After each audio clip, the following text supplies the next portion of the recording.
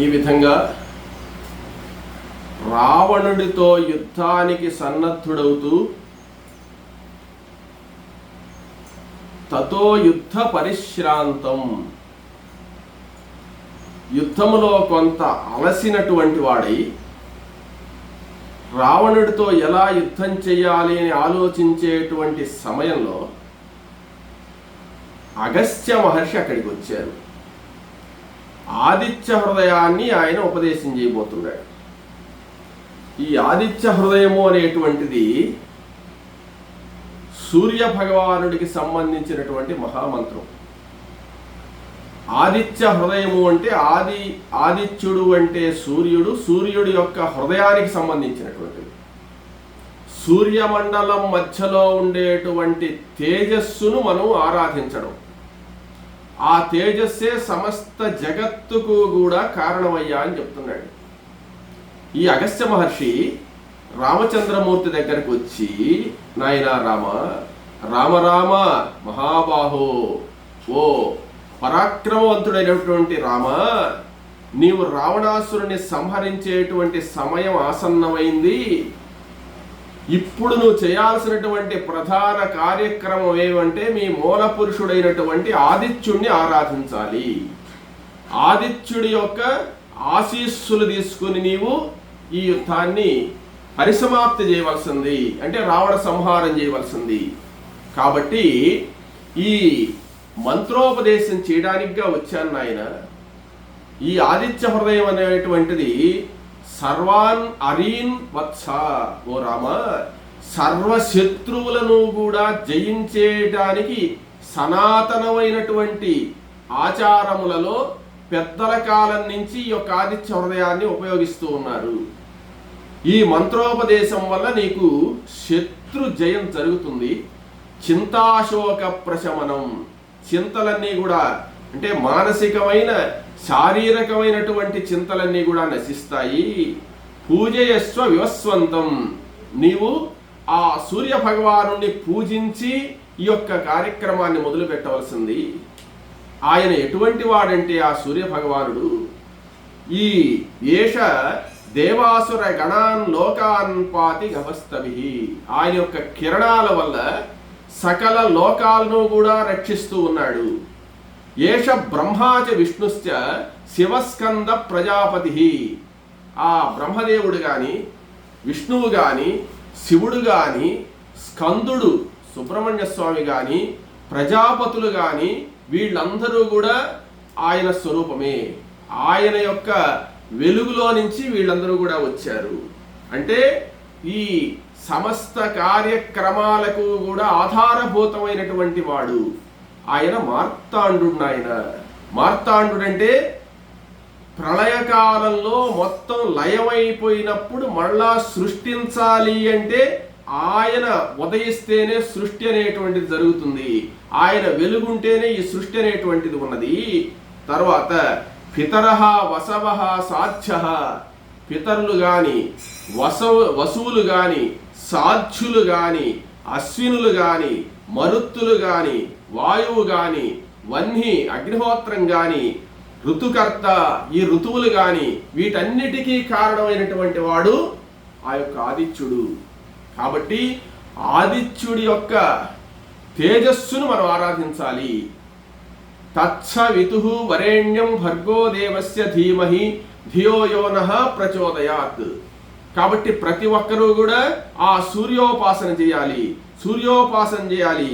నీవు సువర్ణ సదృశోభాను హిరణ్యరేత దివాకరః, కాబట్టి ఆ సువర్ణ సదృశుడైనటువంటి వాడు హిరణ్య రేతుడు. ఆయన యొక్క రేతస్సు హిరణ్యము, అంటే హిరణ్యం ఈ బంగారు మొదలైనటువంటివి కూడా ఆయన వల్ల కలిగినటువంటివే. ఈ సమస్త చరాచరముల్లో ఉండేటువంటి సృష్టిలో ఉండేటువంటి ప్రతి వస్తువు కూడా ఆయన ద్వారా జనించిందే నాయన. కాబట్టి నక్షత్ర గ్రహ తారాణం అధిపతి, నక్షత్రాలకు గ్రహాలకు అన్ని జ్యోతిస్వరూపాలకు కూడా నాయకుడైనటువంటి వాడు. జ్యోతిర్గణానాం పతయే దినాధిపతయే నమః, జ్యోతిర్గణాలకు ఆ పగలకు రాత్రికి అన్నిటికీ కూడా నాయకుడైనటువంటి వాడు ఆయన.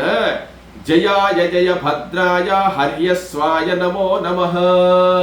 జయమును కలిగించేటువంటి వాడు, జయమును కలిగించిన తర్వాత భద్రాన్ని కూడా కలిగించేవాడు, క్షేమాన్ని కూడా కలిగించేటువంటి వాడు. తర్వాత నమ ఉగ్రాయ వీరాయ సారంగాయ నమో నమః. ఉగ్రస్వరూపంతో ఉండేటువంటి వాడు, అమిత తేజస్సుతో కలిగినటువంటి వాడు, వేగంగా ప్రయాణించగలిగినటువంటి వాడు. నమః పద్మ ప్రబోధాయ, పద్మాలను వికసించేదానికి, ప్రతి భక్తుని యొక్క హృదయ కమలాన్ని వికసించేదానికి కారణమైనటువంటి వాడు. మార్తాండాయ నమో నమః, ప్రళయకాలంలో కూడా ఉండి ప్రకాశించేటువంటి వాడు. కృతఘ్నఘ్నాయ దేవాయ, కృతఘ్నులుగా ఉండేటువంటి వాళ్ళను సంహరించేటువంటి వాడు. జ్యోతిషాం పతయే నమః, ఈ తేజస్సు, ఈ జ్యోతిర్గణాలన్నిటికీ కూడా నాయకుడైనటువంటి వాడు. తప్తచామీకరాభాయ, బాగా పుటము వేసినటువంటి బంగారు ఛాయలో ప్రకాశించేటువంటి కిరణ సమూహం కలిగినటువంటి వాడు. పాయచ్చేష తపచ్చేష వర్షచ్చేష గవస్తభిః, ఈ యొక్క ప్రతి జీవరాశిని కూడా, పశుపక్ష్యాదులను, వృక్షాలన్నింటినీ కూడా కాపాడేటువంటి వాడు. ఉత్పత్తి కోసంగా వర్షాన్ని కురిపించేటువంటి వాడు. వాటిని మొలకెత్తేటువంటి దానిగా వేడిని కలిగించేటువంటి వాడు. పాయత్యేష, వాటిని పెరుగుదలకు కారణమైనటువంటి వాడు. తర్వాత ఏష చైవాగ్నిహోత్రంచ, అగ్నిహోత్రారాధకులైనటువంటి నిత్యాగ్నిహోత్రులుగా ఉండేటువంటి వాళ్ళందరినీ కూడా సంరక్షించేటువంటి వాడు. ఏవమాపత్సు కృత్సేషు, ఇక మంచి కష్టాల్లో ఉండేటప్పుడు కానీ, కాంతారేషు భయేషు చ, అరణ్యాల్లో భయాలు కలిగినప్పుడు కానీ, తర్వాత కాంతారేషు భయేషు చ, ఏదైనా ఆపద సంభవించినటువంటి సమయంలో ఎవరైతే భక్తి శ్రద్ధలతో ఆరాధిస్తారో ఆ సూర్య భగవానుడి అనుగ్రహం వల్ల వాళ్ళ కోరికలన్నీ కూడా తీరుతాయని చెప్పి సనాతనమైనటువంటి వేదం చెప్తుంది నాయన. కాబట్టి ఈ ఆదిత్య హృదయాన్ని నీకు ఉపదేశిస్తున్నాను. ఆదిత్య హృదయాన్ని నీవు నా ద్వారా ఉపదేశం పొంది అస్మిన్ క్షణే, నువ్వు ఈ క్షణంలోనే రావణాసురుడిని సంహరించవలసింది. రావణాసురుడికి కూడా ఆయుర్దాయం తీరిపోయింది. కాబట్టి నేను ఈ ఉపదేశించేటువంటి ఆదిత్య హృదయాన్ని ఒక్కసారి నువ్వు స్మరించి ధారణ చేసుకుని త్రిరాచమ్య, 3 సార్లు ఆచమనం చేసి నీవు ముమ్మారు ఈ ఆదిత్య హృదయాన్ని పఠించి యుద్ధ సన్నద్ధుడు కావలసింది అని చెప్పి అగస్త్య మహర్షి ఆ ఆదిత్య హృదయాన్ని రామచంద్రమూర్తికి, ఇంకా పక్కన వాళ్ళకి ఎవరికి వినబడకుండా ఆదిత్య హృదయాన్ని రామచంద్రమూర్తికి మాత్రం ఉపదేశించాడు. ఇది మంత్ర రహస్యం. ఆ అడగకుండా మంత్రోపదేశం గురువుగారు చేయడం అనేది విశేషం అన్నమాట. మనం పోయి అడిగితే మంత్రోపదేశం చేయడం అది వేరు. ఇక్కడ అకస్మాత్తుగా వచ్చినటువంటి అగస్త్య మహర్షి తనయి తాను వచ్చి ఆయనకు ఉపదేశిస్తున్నాడంటే దీనివల్ల ఇంకా ప్రభావం ఎక్కువగా ఉంటుందన్నమాట. అప్పుడు ఈ విధంగా వచ్చినటువంటి అగస్త్య భగవానుడు ఆ రామచంద్రమూర్తికి ఈ మంత్రోపదేశం చేశాడు. దేవతలందరూ చూస్తూ ఉన్నారు. రామరావణ యుద్ధం ప్రారంభం కాబోతున్నది. ఈ మంత్రోపదేశం చేసి ఆయన అగస్త్యుల వారేమంటే ఈ మంత్రాన్ని 3 సార్లు జపించు నాయన అని చెప్పి అదృశ్యమైపోయినాడు. అదృశ్యమైపోయిన తర్వాత రామచంద్రమూర్తి అప్పుడు ఏం చేశాడంటే ధారణ చేశాడు. ధారణ అంటే ఆయన ఒక్కసారి చెప్పుకోగానే గుర్తుండాలి కదా, మనకు గుర్తుండదు. రామచంద్రమూర్తి ఏకసంధాగ్రాహి కాబట్టి గుర్తుపెట్టుకున్నాడు. ఆయన చెప్పిన మంత్రాన్నంతా కూడా ధారణ చేసినటువంటి వాడై త్రిరాచమ్య శుచిర్భూత్వా 3 సార్లు ఆచమనం చేసి ఆ సూర్య భగవానుని దర్శించాడు. యుద్ధ రంగంలో అందరూ కూడా చూస్తూ ఉన్నారు. రావణాసురుడు క్రోధ తామ్రాక్షుడై యుద్ధ సన్నద్ధుడై రాబోతున్నాడు. ఇక్కడ ఆదిత్య హృదయం ఉపదేశం జరిగింది. ఇక రామచంద్రమూర్తి రావణుడు వస్తూ ఉన్నా, ఎవరొస్తూ ఉన్నా, ఏం జరిగిపోయినా గురూపదేశం అయింది కాబట్టి గురువు చెప్పినటువంటి పని పూర్తి చేసి మనం యుద్ధం ప్రారంభించాలనుకున్నాడు. అనుకొని ధనుర్బాణాలన్నీ కూడా క్రింద పెట్టి ఆచమనం చేసినటువంటి వాడై ఆ సూర్య భగవానుని చూసి నమస్కరించి, నమస్కార ప్రియో భాను, అందరికంటే సూర్య భగవానునికి ఏది ఇష్టమయ్యా అంటే అభిషేక ప్రియ శివ, అభిషేకం చేస్తే శివుడికి ఇష్టం. అలంకార ప్రియో విష్ణు, అలంకారం బాగా చేస్తే విష్ణువుకి ఇష్టం. నమస్కార ప్రియో భాను, నమస్కారం చేస్తే ఆ యొక్క సూర్య భగవానుడికి ఇష్టం. బ్రాహ్మణో భోజన ప్రియ, భోజనం బాగా పెడితే బ్రాహ్మణులకు ఇష్టం. బ్రాహ్మణులకు భోజనం ఇష్టం అంటే కొరవాళ్ళకి ఇష్టం లేదా అని కాదు, ఆ పవిత్రమైనటువంటి భోజనం కోసం ఎదురు చూస్తుంటారు. వాళ్ళు ఎప్పుడూ వేదాధ్యయనం చేసేవాళ్ళు కాబట్టి అపవిత్ర అన్నాన్నంతా కూడా తింటే వేద విద్య ఆ మంత్ర ప్రభావం ఉండదు కాబట్టి ఆ భోజనం అనేటువంటిది ఎక్కడైనా తినొచ్చు, ఎవరు పెట్టినా తినొచ్చు. అది కాదు వాళ్ళు కోరుకునేది. మాకు పవిత్రమైనటువంటి భోజనం దొరుకుతుందా దొరకదా, దొరుకుతుందా దొరకదా, మేము ఈ శరీరాన్ని పోషించుకోవాలంటే పవిత్ర అన్నం దొరుకుతుందా దొరకదా అని ఆలోచన దాని మీద ఉంటుంది. పవిత్ర అన్నం తిన్నప్పుడు మాత్రమే ఈ మంత్ర ప్రయోగం చేసినప్పుడు జరుగుతాయి అన్నమాట, ఉపదేశం చేసినా ఏది చేసినా. అందువల్ల ఆ పవిత్రమైనటువంటి భోజనం కోసం ఎదురు చూస్తుంటారు బ్రాహ్మణులు. అది భోజన ప్రియ అంటే.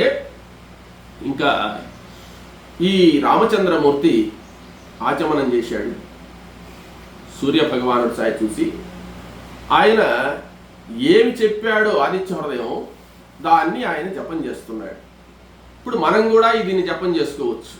కాబట్టి అక్కడ జరిగినటువంటి ఘట్టాన్నంతా కూడా వాల్మీకి మహర్షి ఆ వాల్మీకి రామాయణంలో యుద్ధకాండలో 107వ సర్గలో చెప్పాడనమాట. దాన్ని ఇప్పుడు మనం పారాయణం చేస్తున్నాము. దీన్నే రామచంద్రమూర్తి కూడా పారాయణం చేసి 3 సార్లు పారాయణం చేసి యుద్ధానికి బయలుదేరాడు. దాన్ని చెప్తున్నాను. రాములు వారు ఆ సూర్యుడికి నమస్కారం చేసి చెప్తున్నాడు. తతో యుద్ధ పరిశ్రాంతం సమరే చింతయా స్థితం రావణం చాగ్రతో దృష్ట్వా యుద్ధాయ సముపస్థితం దైవతైశ్చ సమాగమ్య ద్రష్టుమభ్యాగతోరణం ఉపాగమ్య ప్రవీద్రామగస్త్యో భగవాన్ ఋషిః. అగస్త్యోవాచ రామ రామ మహాబాహో శృణు గుహ్యం సనాతనం ఏన సర్వానరీన్ వత్స సమరే విజీష్యసి ఆదిత్య హృదయం పుణ్యం సర్వశత్రు వినాశనం జయావహం జపేర్నిత్యం అక్షయం పరమం శుభం సర్వమంగళ మాంగళ్యం సర్వపాప ప్రణాశనం చింతాశోక ప్రశమనమాయుర్వర్ధనముత్తమం రశ్మిమంతం సముజ్జంతం దేవాసుర నమస్కృతం పూజయస్వ వివస్వంతం భాస్కరం భువనేశ్వరం సర్వదేవాత్మకోఖ్యేష తేజస్వీ భావనః ఏష దేవాసురగణాన్ లోకాన్ పాతి గభస్తిభిః ఏష బ్రహ్మా చ విష్ణుశ్చ శివస్కంద ప్రజాపతిః మహేంద్రో ధనదక్కాలో యమః సోమో క్షపాంపతిః పితరో వసవస్సాక్షాఖ్యస్వినౌ మరుతో మనుః వాయుర్వహ్ని ప్రజా ప్రాణ ఋతుకర్త ప్రభాకరః ఆదిత్య సవితా సూర్య ఖగః పూషా గభస్తిమాన్ సువర్ణ సదృశో భాను హిరణ్యరేతా దివాకరః హరిదస్వ సహస్రార్చి సప్త సప్తిర్మరీచిమాన్ హిరణ్యగర్భః తిమిరోన్మథనశ్యంబుః త్వష్టా మార్తాండ అంశుమాన్ హిరణ్యగర్భः శిశిరస్థపనో భాస్కరో రవిః అగ్నిగర్భోలితే పుత్రశంకः శిశిరనాశనः వ్యోమనాదస్తమో భేది రుద్యజుస్సామపారగः ఘనవృష్టిరపామిత్రో వింధ్యవీథీ ప్లవంగమః ఆతపీ మండలీ మృత్యుః పింగళः సర్వతాపనः కవిర్విశ్వో మహాతేజ రక్తः సర్వభవోద్భవः భక్తः సర్వభవోద్భవः నక్షత్రగ్రహతారాణామధిపో విశ్వభావనः తేజసామపి తేజస్వీ ద్వాదశాత్మన్నమోऽస్తుతే నమః పూర్వాయ గిరయే పశ్చిమాయాత్రయే నమః నమః పూర్వాయ గిరయే పశ్చిమే గిరయే నమః జ్యోతిర్గణానాం పతయే ధినాధిపతయే నమః జయాయ జయ భద్రాయ హర్యస్వాయ నమో నమః నమో నమః సహస్రాంశో ఆదిత్యాయ నమో నమః నమ ఉగ్రాయ వీరాయ సారంగాయ నమో నమః నమః పద్మప్రబోధాయ మార్తాండాయ నమో నమః బ్రహ్మేశానాచ్యుదేశాయ సూర్యాయాదిత్యవర్చసే భాస్వతే సర్వభక్షాయ రౌద్రాయ వపుషే నమః తమోఘ్నాయ హిమఘ్నాయ శత్రుఘ్నాయామితాత్మనే కృతఘ్నఘ్నాయ దేవాయ జ్యోతిషాం పతయే నమః తప్తచామీకనాభాయ వహ్నయే విశ్వకర్మణే నమస్తమోభినిఘ్నాయ రవయే లోకసాక్షిణే నాశయత్యేష వైభూతం తథైవ సృజతి ప్రభుః పాయత్యేష తపత్యేష వర్షత్యేష ఖమస్తిభిః ఏష సుప్తేషు జాగర్తి భూతేషు పరినిష్ఠితః ఏష చైవాగ్నిహోత్రం చ ఫలం చైవాగ్నిహోత్రిణం వేదాస్య కర్తవశ్చైవ క్రతూనాం ఫలమేవ చ యాని కృత్యాని లోకేషు సర్వ ఏష రవిప్రభుః ఏష మాపత్సు కృచ్ఛేషు కాంతారేషు భయేషు చ కీర్తయన్ పురుషః కశ్చిన్నావసీదతి రాఘవ పూజయస్తేవమేకాగ్రో దేవదేవం జగత్పతిం ఏతత్ త్రిగుణితం జప్త్వా యుద్ధేషు విజయిష్యసి అస్మిన్ క్షణే మహాబాహో రావణం త్వం వధిష్యసి ఏవముక్తా తదాగస్త్యో జగామ చేథాగతం ఏతత్ శ్రుత్వా మహాతేజ నష్టశోకో భవత్తదా ప్రేషయామాస సుప్రీతో రాఘవ ప్రేతాత్మవాన్ ఆదిత్యం ప్రేక్ష జప్త్వా తు పరం హర్షమవాప్తవాన్ త్రిరాచమ్య శుచిర్భూత్వా ధనురాదాయ వీర్యవాన్ రావణ ప్రేక్ష్య హృష్టాత్మా యుద్ధాయ సముపాగమతు సర్వయత్నేన మహతా వదేతస్య ధృతో భవతు అథ రవిరవదర్నిరీక్ష రామం ముదితమనాః పరమం ప్రహృష్యమాణః నిశిచరపతి సంక్షయం విదిత్వా సురగణ మధ్యగతో వచస్త్వరేతి. ఈ విధంగా ఆ అగస్త్య మహర్షి ఉపదేశించినటువంటి ఆ ఆదిత్య హృదయాన్ని ఆ రామచంద్రమూర్తి సూర్య భగవానుడికి నమస్కారం చేస్తూ 3 సార్లు జపం చేశాడు. జపం చేసిన తర్వాత జపం చేసి ధనురాదాయ వీర్యవాన్ ఆ ధనస్సు తీసుకున్నాడు. ధనస్సు తీసుకుని రావణుడి ఛాయ చూస్తూ ఇక రావణుడు వస్తే రావణుని సంహరించడానికి సిద్ధమవుతుండేటువంటి సమయంలో ఆ సూర్యనారాయణ మూర్తి దివ్య తేజస్సుతో ప్రకాశిస్తూ ఆ రామచంద్రమూర్తికి దర్శనమిచ్చాడనమాట.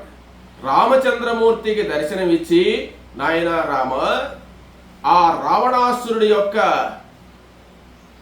ఆయుష్ తీరిపోయింది, నీవు త్వరపడి రావణుణ్ణి జయించు, రావణుడి యొక్క మరణం ఆసన్నమైంది అని చెప్పినటువంటి వాడి ఆశీర్వదించి ఆ సూర్య భగవానుడు అదృశ్యమైపోయినాడు. ఎప్పుడైతే అదృశ్యమైపోయినాడో వెంటనే రామచంద్రమూర్తి ఆ సూర్య భగవానుని స్మరిస్తూ ధనురాదాయ వీర్యవాన్ ధనుస్సును పట్టుకున్నటువంటి ఆ రావణుడు రాముడు దేవతలందరూ చూస్తూ ఉండగా రావణుని వైపుగా తన రథాన్ని తోలమని చెప్పి మాతలికి చెప్పాడు. మాతలికి చెప్పే సమయానికి ఆ రావణాసురుడు కూడా సింహనాదం చేస్తూ క్రోధ తామ్రాక్షుడై ఆ సైన్యంలో నుంచి అపసవ్య దిశగా వస్తున్నాడనమాట.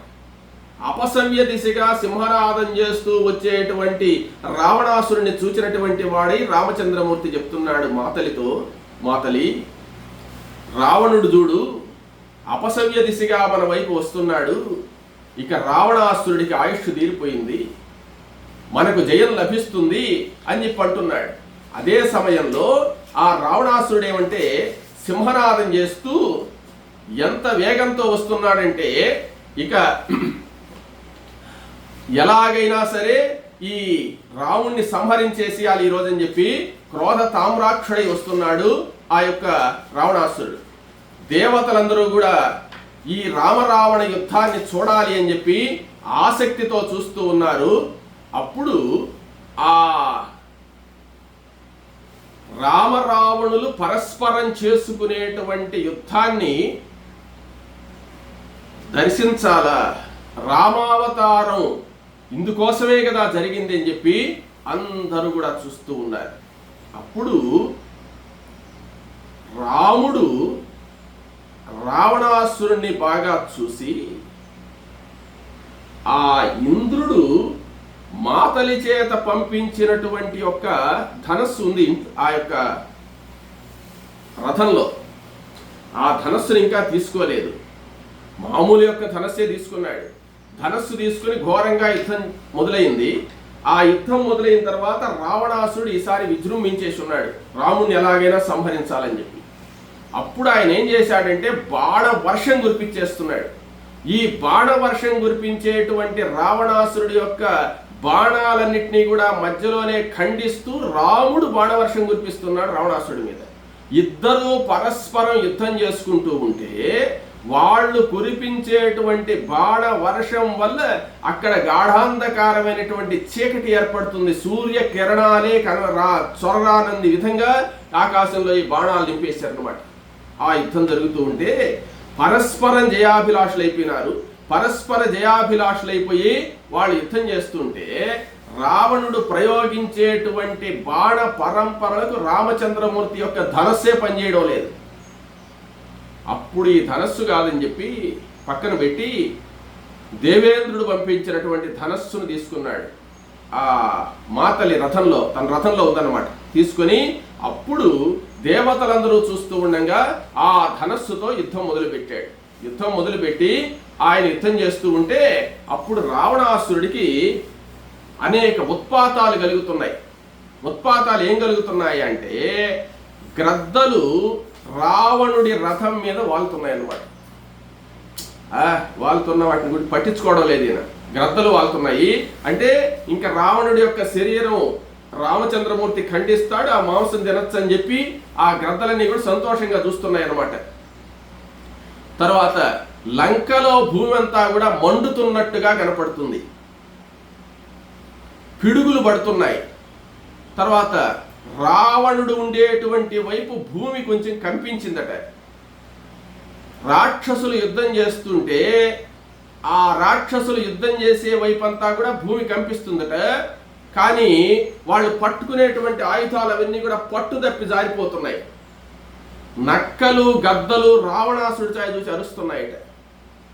తర్వాత పెద్ద గాలి కొట్టి రావణుడి కళ్ళు కనపడకుండా, దుమ్మురే కళ్ళు కూడా కనపడకుండా పోతున్నాయి. గోరు వంకలు విపరీతంగా అరుస్తున్నాయట. గుర్రాలు కన్నీళ్లు గారుస్తున్నాయి. ఇవన్నీ కూడా దుశ్శకునాలు. ఇవన్నీ కూడా మరణం ఆసన్నమైనప్పుడు కలిగేటువంటి దుశ్శకునాలు. ఈ దుశ్శకునాలన్నీ కూడా చూచి రామచంద్రమూర్తి ఇక రావణుడు మరణిస్తాడు మాతలి అని చెప్తున్నాడు. సరే, రాముడి వైపు అన్ని శుభశకునాలే కలుగుతున్నాయట. రాముడు విజయం కలుగుతుంది మనకు అని సంతోషిస్తున్నాడు రాములు వారు. అయితే రామరావణ యుద్ధం ఘోరంగా జరుగుతుంది. ఒకరిని ఒకరు హింసించుకుంటూ ఉన్నారు. భయంకరమైన బాణప్రయోగాలు జరుగుతున్నాయి. రాముడి యొక్క ధ్వజం మీద కొడుతున్నాడు రావణాసురుడు, కానీ ధ్వజమేం కావడం లేదు. కానీ రాములు వారు ప్రయోగించేటువంటి బాణాలన్నీ కూడా రావణాసుడి యొక్క ధ్వజాన్ని, గుర్రాలను, సారథిని నొప్పిస్తున్నాయి అన్నమాట. ఈ విధంగా యుద్ధం జరుగుతుంటే ఇంకా వాళ్ళు ఈ భూమిలో భయంకరమైనటువంటి యుద్ధం చేస్తూ ఎలాగున్నదయ్యా అంటే ఈ యుద్ధాన్ని వర్ణించడానికి వాల్మీకి ఏమంటాడంటే ఈ గగనం గగనాకారం సాగరం సాగరోపమా రామరావణయోరి యుద్ధం రామరావణయోరివా అని చెప్తున్నాడు. ఈ యుద్ధం ఆకాశం ఎట్లుంటుందంటే ఆకాశం మాదిరే ఉంటుంది. గగనం గగనాకారం, సాగరం సాగరోపమా, సముద్రం ఎలా ఉంది అంటే సముద్రం మాదిరే ఉంటానికి ఉపమానం చెప్పేదానికి వస్తువు లేదు. రామరావణ యుద్ధం రామరావణయోరివా, రామరావణుల యొక్క యుద్ధము రామరావణుల యుద్ధం ఉన్నట్టే ఉంది అని చెప్పి అనుకుంటున్నారు. జనమంతా ఆశ్చర్యంగా చూస్తున్నారు. 7 రాత్రులు 7 పగుళ్ళు జరిగినటువంటి ఘోర యుద్ధం అన్నమాట ఇది. ఈ రామరావణ యుద్ధం అంటే రామరావణులకు జరిగిన యుద్ధం మాత్రమే చెప్తున్నారు అన్నమాట. ఈ విధంగా భయంకరంగా యుద్ధం జరుగుతూ ఉంటే దేవతలందరూ కూడా ఆశ్చర్యమగ్నులైపోయి చూస్తూ ఉండగా ఆ రావణాసుడు ఏం చేశాడంటే తన యొక్క భయంకరమైనటువంటి ఒక బాణంతో మాతలి యొక్క శరీరం వక్షస్థలం చీలేటట్టు కొట్టాడు. మాతలిని ఎప్పుడైతే కొట్టాడో మాతలికేం కాలేదు, ఆయన దేవసారథి అన్నమాట. కానీ మాతలిని కొట్టాడు అనేటువంటి దానికి రాముల వారికి చాలా కోపం వచ్చింది. వెంటనే రాముల వారు ఏం చేశాడంటే బాణ వర్షం కురిపించేశాడు రావణాసుడి మీద. రావణాసురుడు కూడా విజృంభించినటువంటి వాడై ఒక బాణాన్ని ప్రయోగిస్తే ఆ బాణంలో నుంచి గదలు, రోకళ్ళు, ముద్గరాలు, శూలాలు మొదలైనటువంటివి కూడా వర్షం కురిసినట్టు కురుస్తుందన్నమాట. అప్పుడు రామరావణ యుద్ధం తీవ్రమైపోయింది. తీవ్రమైపోతే రాములు వారు కూడా అటువంటి అస్త్రాలే ప్రయోగిస్తూ ఉన్నాడు. రాములు వారు ఎన్ని దివ్యాస్త్రాలు ప్రయోగించినా కానీ రావణుడి ముందు పనిచేయడం లేదు. దేవతలు కూడా భయపడిపోతున్నారు ఆ యుద్ధాన్ని చూసి. ఎవరు గెలుస్తారు, ఎవరు ఓడిపోతారేమో, రాముడు ఓడిపోతాడేమో అన్న భయం కూడా కలుగుతుంది దేవతలకు. అంత తీవ్రంగా చేస్తున్నారు. అప్పుడు ఆ దేవతలందరూ, ఋషులందరూ కూడా గోబ్రాహ్మణేభ్య శుభం భవతు, గోవులు, బ్రాహ్మణులు, ఋషులు, దేవతలందరూ శుభంగా ఉండాలంటే రాముడికి జయం కలగాలి, రాముడికి జయం కలగాలని ఆశీర్వదిస్తున్నారట. అప్పుడు రామచంద్రమూర్తి ఒక దివ్య బాణాన్ని ఎక్కుబెట్టి రావణుడి శిరస్సును ఖండించడానికిగా ఎక్కుబెట్టినటువంటి వాడి ఆకర్ణాంతం లాగినటువంటి వాడి రావణుడి శిరస్సుకు కంఠాన్ని గుర్తుపెట్టి కొట్టాడు. ఒక్క దెబ్బకి రావణుడి కంఠం ఎగిరవతల పడిపోయింది. క్షణకాలంలో మళ్ళీ కంఠం వచ్చేసింది అన్నమాట. అదేవిధంగా మళ్ళీ ఇంకొక బాణం ఎక్కుబెట్టి కొట్టాడు. మళ్ళీ కంఠం దిగిపోయింది. మళ్ళీ కంఠం వచ్చేసింది. అంటే ఒక్క క్షణకాలంలో రామచంద్రమూర్తి ధనుర్బాణాలతో ఆ యొక్క కంఠాన్ని తెగ్గొడితే మరలా కంఠం మొలుస్తూనే ఉంది. రావణుని ఎలా చంపాలో అర్థం కావడం లేదు రాముడికి. ఈ విధంగా 101 బాణాన్ని ప్రయోగించాడు. 101 తెగ్గొట్టాడు తల. 101 మళ్ళీ మొలిచిందనమాట. అదేవిధంగా ఆ దశకంఠుడు రావణాసురుడు యుద్ధం చేస్తున్నాడు. ఎన్నిసార్లు తల తెగ్గొట్టినా మళ్ళీ మొలుస్తూనే ఉన్నాయన్నమాట. అప్పుడు రాముడు ఏం చేశాడంటే, రాములు వారు తన అస్త్ర బలాన్ని మొత్తం ప్రయోగించాడు. అస్త్ర బలం మొత్తం ప్రయోగించినా కానీ ఆయన ఏమి చేయలేకున్నాయి రావణుడిని. అప్పుడు ఆ బాణవర్షం కురిపిస్తూనే ఈ రామచంద్రమూర్తి, రావణాసురుడు ఇద్దరు కూడా ఆకాశంలోకి ఎగిరారనమాట. ఆకాశంలో ఆ మాతలి రథాన్ని సంచరింపజేస్తూ ఉంటే ఆకాశంలో యుద్ధం జరుగుతుంది. అదేవిధంగా రావణాసురుడి రథం కూడా ఆకాశంలోకి ఎగిరింది. ఆకాశంలో ఘోర యుద్ధం జరుగుతుందన్నమాట. జరుగుతుంటే అప్పుడు పరస్పరం భయంకరమైనటువంటి బాణ ప్రయోగాలు చేస్తూ ఉన్నా కానీ ఆ రావణాసురుడు ఏమీ జంకడం లేదు. భూమి మీద యుద్ధం చేశారు, మళ్ళీ ఆకాశంలోకి 2 రథాలు తీసుకుపోయి యుద్ధం చేశారు, మళ్ళీ భూమి మీదకి ఇచ్చేశారు. బాణ పరంపరలతో అంతా కూడా యుద్ధం చేస్తూ ఉన్నారు.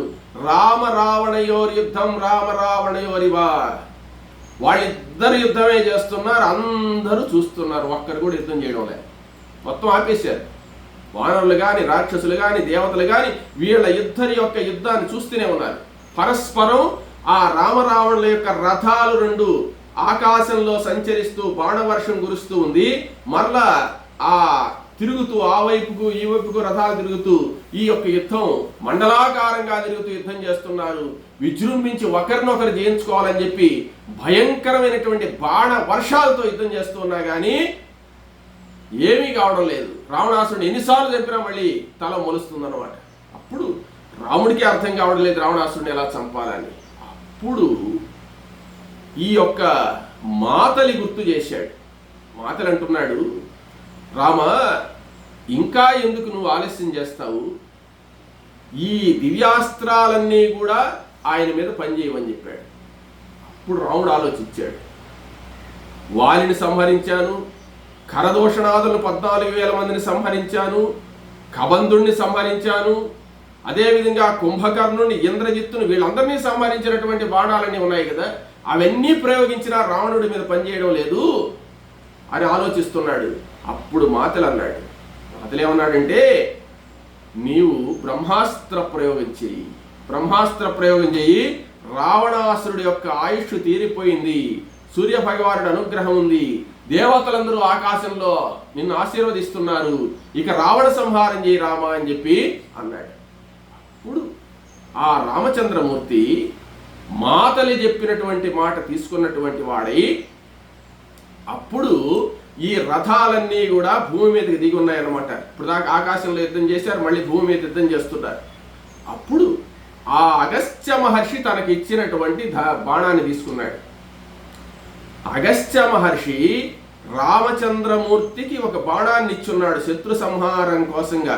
ఇప్పుడు తెచ్చేయలేదు, ఆయన అగస్త్యాశ్రమానికి వచ్చినప్పుడు ఇచ్చాడు. మనం మర్చిపోయిన చోట ఉంటుందన్నమాట. అది మనం మర్చిపోయి ఉంటాం కదా.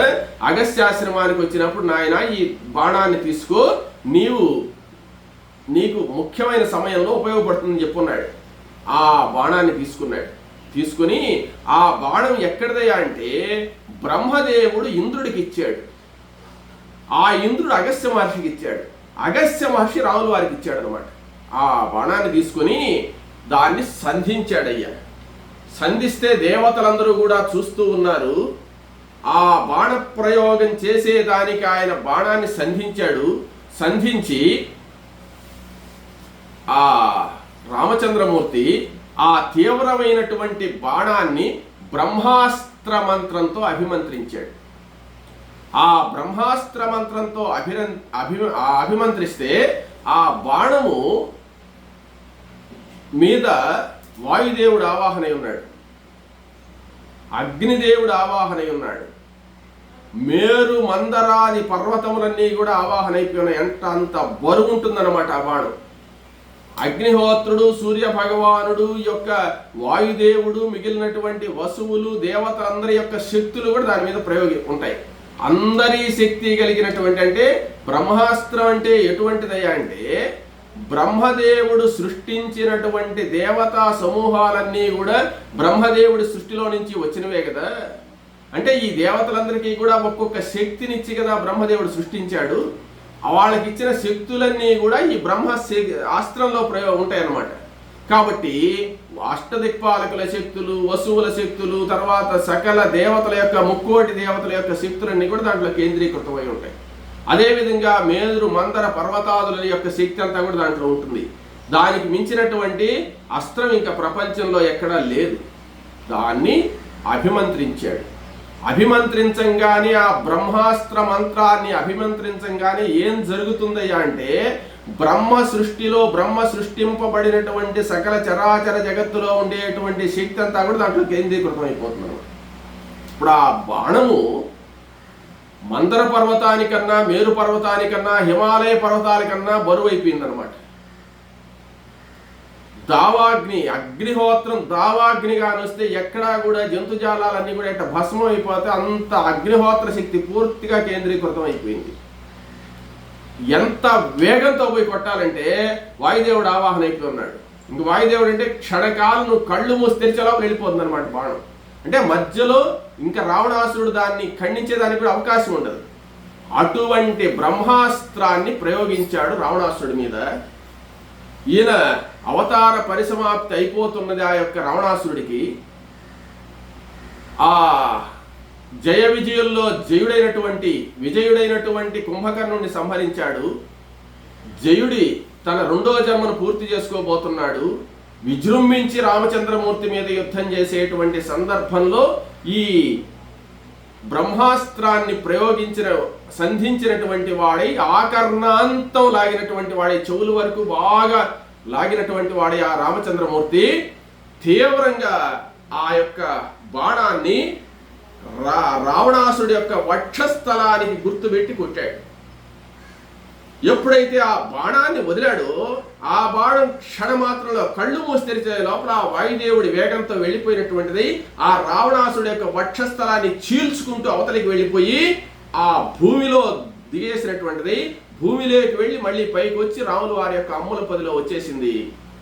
ఆ రావణాసుడు పట్టుకున్నటువంటి ధనస్సు అలాగే ఉంది, మనిషి అలాగే నిలబడి ఉన్నాడు. ఈ బ్రహ్మాస్త్రం వెళ్ళిపోయింది ఈ తట్టు నుంచి ఆ తట్టుకు. ఎప్పుడైతే అది వెళ్ళిపోయిందో ఆ బ్రహ్మాస్త్రంతో పాటే రావణాసుడి ప్రాణాలు కూడా వెళ్ళిపోయినాయి. అప్పుడు ఈ ధనస్సు చేతిలో నుంచి అలాగే పడిపోయింది కింద. ఆ రథంలో ఉండేటువంటి రావణాసురుడు రథం మీద నుంచి మేరు పర్వతం పడ్డట్టుగా భూమి మీద పడిపోయినాడు. ఎప్పుడైతే రావణాసురుడు ఆ విధంగా పడిపోయినాడో దేవతలందరూ కూడా రాముల వారి మీద పూల వర్షం కురిపించారు. దేవదుందువులు మ్రోగాయి. దేవదుందువులన్నీ కూడా మ్రోగి రామచంద్రమూర్తి రావణ వధ చేశాడనేటువంటి సంతోషంతో దేవతలందరూ ఉత్సాహంగా ఆ దేవదుందువులు మ్రోగించి ఆ పూలవాను కురిపిస్తాడు రామచంద్రమూర్తి మీద. ఈ వానరులందరూ కూడా ఉత్సాహంతో సింహనాదాలు చేస్తున్నారు. రావణాసురుడు మరణించాడని అందరూ సంతోషపడుతున్నారు. రాక్షసులు మాత్రం భయపడిపోయి దుఃఖంతో ఆ రావణాసురుడు మరణించిన తర్వాత ఇక్కడ ఉంటే చంపేస్తారని చెప్పి రాక్షస సైన్యం అంతా లంకానగరంలోకి పరిగెత్తిపోతుంది. దేవతలందరూ కూడా పరమ సంతోషంతో చూస్తూ ఉన్నారు. సుగ్రీవుడు, లక్ష్మణుడు వీళ్ళందరూ కూడా పరమోత్సాహంతో రామచంద్రమూర్తి చూస్తున్నారు. ఆ రామచంద్రమూర్తి రావణ వధ చేసినటువంటి వాడై దివ్య తేజస్సుతో వెలుగుతూ కోటి సూర్య ప్రభాభాషితుడైనటువంటి శ్రీరామచంద్రమూర్తి ప్రకాశిస్తూ ఉంటే దేవతలందరూ కూడా దర్శనం చేసుకుంటున్నారు. తర్వాత ఏం జరిగిందనేటువంటి విషయాన్ని రేపు తెలుసుకుందాం.